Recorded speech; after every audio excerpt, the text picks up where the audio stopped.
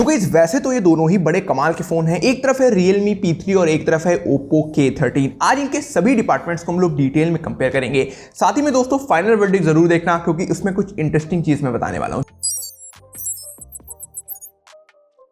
सबसे पहले build and design में देखिए हम लोग वेट चेक करते हैं। यहाँ पे अगर आप Realme P3 का वेट देखो लगभग 197 ग्राम्स के अराउंड है, और अगर आप यहाँ पे Oppo K13 देखो ये लगभग 213-212 ग्राम के अराउंड है। तो 15 ग्राम का यहाँ पे डिफरेंस है, और यहाँ पे बैटरी की वजह से ये डिफरेंस यहाँ पे निकल के आ रहा है। बाकी अगर आप इनके डायमेंशंस वगैरह देखो तो वो काफी हद तक यहाँ पे सेम है। वहीं पे Realme P3 ज्यादा बॉक्सी लगता है, इसके एजेस काफी हद तक शार्प हैं।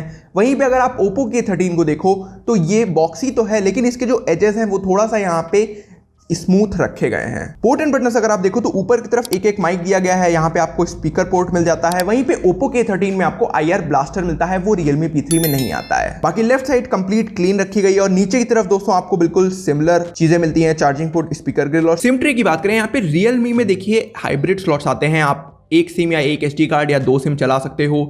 लेकिन वहीं Oppo K13 में आपको SD कार्ड का ऑप्शन नहीं मिलता है, तो यहाँ पे आप सिर्फ 2 सिम यहाँ पे चला पाओगे। Realme में यहाँ पे बेटर है, आपको एक्सपेंडेबल स्टोरेज का ऑप्शन मिलता है, लेकिन Oppo में ऐसा कोई ऑप्शन नहीं है। IP रेटिंग की बात करें तो Realme P3 IP69 रेटिंग लेकर आता है। कंप्लीट पानी में इसको आप सबमर्ज कर दो, इसको कोई फर्क नहीं पड़ेगा। अंडर वाटर कैमरा शॉट्स भी क्लिक करने का ऑप्शन इसी से मिलता है। वहीं पे Oppo K13 IP65 रेटिंग के साथ आता है, तो हल्के फुल्के अगर डस्ट या वाटर स्प्लैशेस पड़ जाएंगे तो ये झेल लेगा, बट कंप्लीट पानी में मत डालना इसको। Realme P3 को कंप्लीट पानी में डाल सकते हो, और मैंने खुद इसको पानी में डाल के टेस्ट किया है। तो इस बिल्ड एंड डिजाइन डिपार्टमेंट में जो मेजर डिफरेंस है वो यहाँ पे IP रेटिंग को लेकर है। बाकी इसके अलावा काफी हद तक सिमिलर है, और थोड़ा सा 15 ग्राम ज्यादा वेट है Oppo K13 का। अब जरा डिस्प्ले की बात करें, यहाँ पे आपको दोनों में ही 6.67 इंचेस की एक एमोलेड स्क्रीन डिस्प्ले देखने को मिलती है। बाकी आप इनके बेजल्स वगैरह देखो तो काफी हद तक आपको similar screen to body ratio यहाँ पे देखने को मिलेगा, और YouTube वगैरह पे आप 4K तक का कंटेंट अच्छे से यहाँ पे एंजॉय कर सकते हो। लेकिन 4K HDR का ऑप्शन मैंने देखा Realme P3 में मिल रहा है, लेकिन Oppo K13 में 4K HDR ऑप्शन नहीं आ रहा है। प्रोसेसर यहाँ पे दोनों के ही सेम है, तो मतलब एक अजीब बात है कि भाई ऐसा क्यों हुआ कि Oppo K13 में 4K HDR ऑप्शन नहीं मिल रहा है। तो इस डिस्प्ले डिपार्टमेंट में देखिए ओवरऑल कोई भी आपको प्रॉब्लम नहीं आएगी, काफी हद तक सिमिलर ही डिस्प्लेस आपको दोनों में ही मिलती हैं। अब आते हैं परफॉर्मेंस के ऊपर। यहाँ पे दोनों में ही सिमिलर प्रोसेसर है, Snapdragon 6 Gen 4। अब Antutu स्कोर देखो तो Oppo K13 का लगभग यहाँ पे 7 लाख के अराउंड है, वहीं पे Realme P3 का 7,12,000 के अराउंड है। ये वाला मेरे पास 8/128 वेरिएंट है, लेकिन Realme P3 का 6/128 है।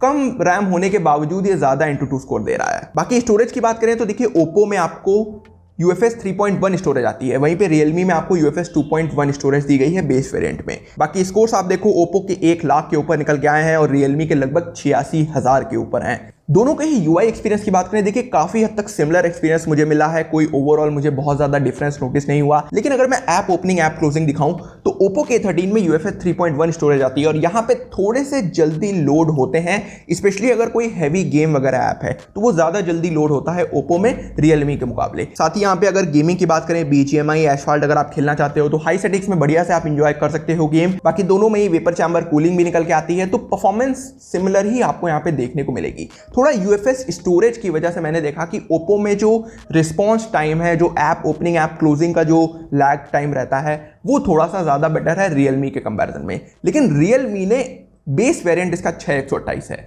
वहां पे इसने ऑलमोस्ट सिमिलर परफॉर्मेंस दी है इस 8/128 के वेरिएंट को। इवन Antutu स्कोर वगैरह में भी थोड़ा बेटर परफॉर्म ये करता है। अगर कैमरा की बात करें तो बिल्कुल सिमिलर सेटअप है। यहाँ पे 50 मेगापिक्सल का दोनों में ही प्राइमरी लेंस है, और 2 मेगापिक्सल का मोनो कैमरा आपको यहाँ पे Oppo में मिलता है, और डेप्थ कैमरा आपको Realme P3 में दिया गया है। फ्रंट में आपको दोनों में ही 16 मेगापिक्सल का कैमरा मिलता है। बाकी इनके आप कैमरा सैंपल्स को चेकआउट करो, काफी हद तक सिमिलर मुझे लगे इनके कैमरा सैंपल्स, कोई बहुत ज्यादा डिफरेंस नहीं लगा। लेकिन अगर मैं सेल्फीज की बात करूं तो मुझे यहाँ पे Oppo का कैमरा ज्यादा शार्प यहाँ पे सेल्फीज प्रोवाइड करता है। बाकी देखिए डायनेमिक रेंज वगैरह देख सकते हो, दोनों की ही डिसेंट है यहाँ पे। और अगर मैं मैक्रो शॉट्स की बात करूं तो वो भी काफी हद तक सिमिलर यहाँ पे निकल के हैं। तो ऑप्टिमाइजेशन वाइज देखा जाए तो Realme थोड़ा कूलर टोन रखता है, वहीं पे Oppo में वार्म टोन यहाँ पे आपको मिलेगी। वीडियो रिकॉर्डिंग में देखिए दोनों ही बैक साइड में 4K 30 FPS का ऑप्शन देते हैं और फ्रंट में फुल HD 30 FPS का। क्वालिटी आप लोग देख सकते हो, यहाँ पे भी डिसेंट क्वालिटी आपको मिलेगी। वहीं पे देखा जाए दोनों में ही आपको OIS का सपोर्ट नहीं दिया गया है। तो इस बार मैंने देखा कंपनीज ने कैमरा डिपार्टमेंट में ये OIS का काम हटा दिया है यहाँ पे। साथ ही अगर इन ऐप कैमरा फीचर्स की बात करें तो यहाँ पे Realme में थोड़े ज्यादा फीचर्स आपको मिलते हैं, जैसे यहाँ पे लॉन्ग एक्सपोजर हो गया या फिर यहाँ पे अंडर वाटर मोड हो गया, क्योंकि ये फोन IP रेटिंग सपोर्ट करता है। तो यहाँ पे आप लोग पानी के अंदर डाल के फोटोज क्लिक कर सकते हो पावर अनलॉक और वॉल्यूम बटन से। तो इस कैमरा डिपार्टमेंट देखिए काफी हद तक चीजें सेम है,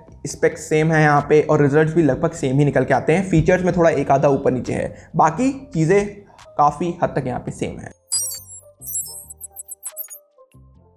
अब जरा दोस्तों बैटरी की बात करते हैं और ये बहुत इंपॉर्टेंट एस्पेक्ट होने वाला है। यहाँ पे Realme P3 आपको 6000 mAh की बैटरी देता है, 45 वॉट चार्जिंग के साथ चार्जर इनबॉक्स आपको मिलेगा यहाँ पे। वहीं पे Oppo आपको 7000 mAh की बैटरी देता है, साथ ही 80 वॉट की यहाँ पे सुपर वॉक चार्जिंग के साथ। मेरे हिसाब से बैटरी डिपार्टमेंट में देखिए Oppo बहुत अच्छा काम कर रहा है। मैं दोस्तों इसको Samsung M35 के साथ भी टेस्ट कर रहा था, आपको 2-3 दिन में वीडियो मिल जाएगी यहाँ पे, लेकिन इसने बहुत यहाँ पे कमाल किया है और लगभग 14-15 घंटे का मुझे 80% के अराउंड पे SOT यहाँ पे मिला है।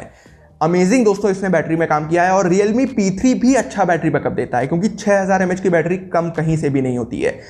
एक दिन की बात करें तो मैं कहूंगा दोस्तों 1.5 दिन हम लोग लेकर चलते हैं। दोनों ही फोन्स 1-1.5 दिन बड़े आराम से चल जाएंगे और Oppo थोड़ा ज्यादा ही चलेगा Realme के कंपैरिजन में।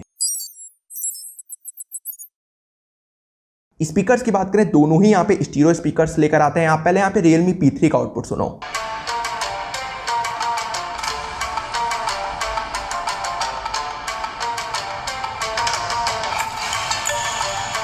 और अब यहाँ पे आप Oppo के 13 का आउटपुट सुनो।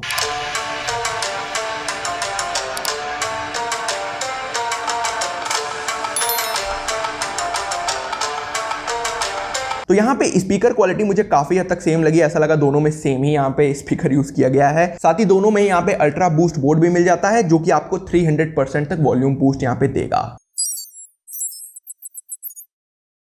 नेटवर्क स्पीड मैंने ओकला पे यहाँ पे टेस्ट करके देखी, काफी अच्छी नेटवर्क स्पीड आ रही थी, डाउनलोड या अपलोड स्पीड। बाकी 5G VNR का सपोर्ट मिलता है।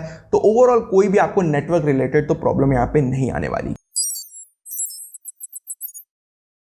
तो अगर एक फाइनल वर्डिक्ट पे आए, देखिए ये दोनों ही फोन्स हैं बहुत अच्छे हैं। यहाँ पे मुझे ओवरऑल कोई भी प्रॉब्लम तो नहीं मिली दोनों में ही कि मैं सच बता पाऊँ कि ये बहुत बड़ी मेजर प्रॉब्लम है, आप लोग इसको ना लो, ऐसा कोई सिनेरियो नहीं रहा है। दोनों ने बहुत अच्छा यहाँ पे काम किया है। स्पेशली बैटरी अगर बड़ी चाहिए आपको तो मैं कहूँगा कि 1-2 हज़ार इन्वेस्ट करना ओप्पो में काफ़ी बेटर होगा।